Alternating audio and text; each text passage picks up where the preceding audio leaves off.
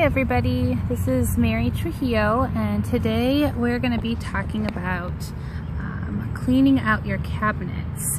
So this is a much promised video that I've been promising you guys, and so I know some of you are just jumping on board. I know that the first week that we were doing this challenge, it's always difficult kind of to get started and get going. So I'm just going to kind of review really quickly what is clean eating. Clean eating basically is eating food in its most natural state. So foods that are not processed, for example, lean proteins, fresh fruits and veggies, and complex carbs. So you want to get rid of all your white bread, your sugar, your white flour, white rice, and you want to switch everything over to whole grain.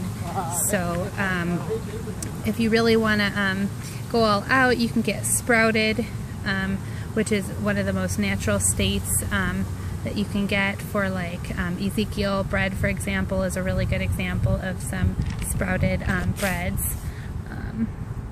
And if you guys have any questions about different options as far as whole grains versus you know, like your typical white bread, white rice, etc., can always let me know or post them a question on the Facebook group. So that's just a kind of overview. So now we're going to get down to talking about actually cleaning out your cabinets. So step one is to determine what is actually garbage food. So I know, me personally, I'm guilty as everybody else is. I have a few frozen pizzas in my my freezer. Let me start out by saying this. I have a 4- and a 5-year-old. So I probably have a lot of the same foods that you guys have in your house that may not be the healthiest or probably not clean. You know, I've been trying to eat clean personally myself, and you know, I try to provide the healthiest foods for my kids, but sometimes I do resort to a frozen pizza. I'm sure you guys can all relate to that.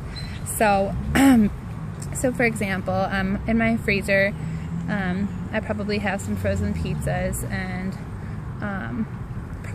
that's probably the only thing in my freezer that's actually not clean. But the first thing we want to do is to throw out anything that has more than two ingredients, rather. Yes, I said two. Only 2 ingredients. I know that's not a lot of ingredients. So a lot of what you may have in your cupboards probably has more than 2 ingredients. So I know I have some cleaning out of my cupboards to do. I know I have some white rice in there. I know I have the pizzas. I have in my cupboard, I have some oatmeal, and that's a keeper. I have almond butter, but then I also have jelly that has sugar in it, so that's something that I'd want to throw out. So basically you want to stick to the 2 ingredient rule. So I know that many of us have families with kids. That's not always a viable option. That, you know, I'm not going to, you know, throw out all this food that you spent money on. So maybe just make a list of the foods and post it on the refrigerator, the foods that you are not going to be eating that you have in your house. That way when you go to try to make a meal or provide something for yourself to eat, you know yourself that you're not going to be eating that list of foods, because those are the foods that are not on the clean eating list. So that is the first step, is to go through and look at how many ingredients things have. Sorry, I got a phone call. I had to so I'm sure that many of you may find that a little bit difficult. So definitely we can have a talk about that on the message board. You know, I would like each of you to maybe post one item that you had to throw out that had more than 2 ingredients that you found was not to be clean. Just so we can get an idea of, you know, you're throwing out the right items. You can post everything you threw out if you'd like to, or take a picture of it, but you know, at least try to post at least one item that you threw out. So step number 2 is to make sure to keep anything that's fresh fruits and veggies. Of course, that's automatic. Fresh fruits and veggies, you're going to keep them. Like I said, I have oatmeal. I'm going to keep that. I have the almond butter. I have you know, my almond milk. it's a lot of stuff that I will be keeping. So spices generally are just fine as well. And then keep anything that's a complex carb, such as, sorry, there's a bee right here. Anything that's a complex carb, such as brown rice, quinoa, oats or oatmeal. And you can look at the ingredients on those too. So oatmeal, what I mean by oatmeal, I don't mean the sugary packets of oatmeal that are maple and brown sugar. You have that packets, I would put that in a separate pantry for your kids. Not that I would necessarily recommend giving that to your kids. I think actually regular oatmeal and adding honey, adding cinnamon, adding apples, they would love that just fine. I'm an oatmeal freak if you didn't know that by looking at my pictures on my Facebook page or Instagram. So I'm obsessed with oatmeal. So there's plenty of ways to make oatmeal really sweet in a natural, clean way. But anyway, if you have the packets of oatmeal, I know I used to do that way back when. You know, you might want to get rid of those. And then brown rice, quinoa, keep all those items. If you're going to do pasta, whole wheat pasta, although spaghetti squash is awesome as a pasta alternative.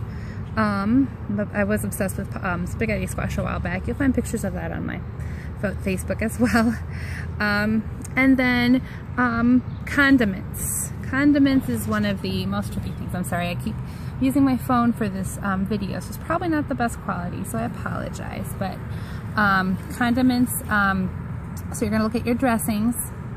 Not all of the dressings are going to be clean. They're probably actually, I'd have to look at my, I think we probably have a bottle of ranch, of course, like for the kids, and my husband sometimes uses ranch, and there is an alternative that's like a yogurt ranch. I think it probably has more than 2 ingredients actually. I'm going to have to look at that and find out. But it is an actual healthier ranch dressing. It's made with yogurt. I'll have to look at that and see if that fits my clean eating menu. But the regular ranch, the regular Italian, all those regular dressings are probably going to have many more than 2 ingredients. So you just really want to look at the labels when you're trying to eat clean. So many times a lot of the condiments that we use are condiments that we can actually make homemade. I mean, if you make your own salad dressing with spices and olive oil and vinegar or apple cider vinegar or whatever you use off, you know, whatever recipes you get, then they can have more than 2 ingredients as long as those ingredients are clean ingredients. But in general, as a rule of thumb, you know, the 2 ingredient rule is what you want to look at. So, and if you are interested in making your own dressings, there's tons of stuff on Pinterest. You can find recipes for your own salad dressings. Our personal favorites in our household is the homemade salsas. So there's a lot of ways to spice stuff up and season stuff without using salt and sugar and all the stuff that's already in those salad dressings. And barbecue sauce, for example, is a good one. I love barbecue sauce, but that is not a clean item, unfortunately. But if you make it homemade, which I would have to look up the recipe for, but if you make it from scratch, you can probably find a clean version of that. So I think you kind of get how it works as far as cleaning out your cabinets. So all the cereals, I don't know if your kids eat the sugary cereals, but that also is going to be a culprit. So again, if you're not able to toss out all the items that are not clean, then you know, feel free to maybe make a list of the items that are not on your clean eating menu or plan.